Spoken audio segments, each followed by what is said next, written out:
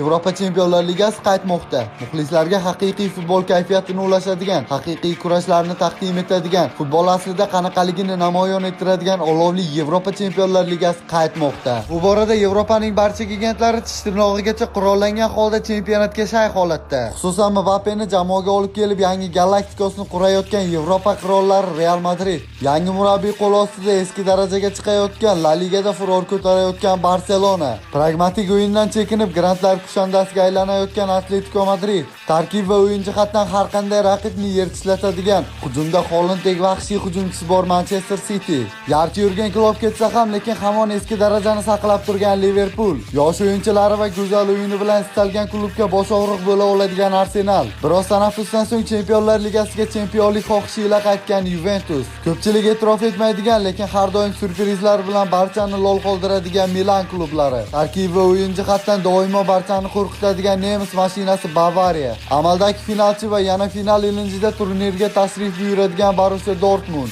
o'tgan mavsumni mag'lubiyatsiz o'tkazib furor ko'targan holda barchani hayratga sola olgan Alonsoning Bayer Leverkusen va Mbappe ketgan bo'lsa ham tarkib va o'yin borasida hech kimdan qolishmaydigan jangovar ruhdagi PSG.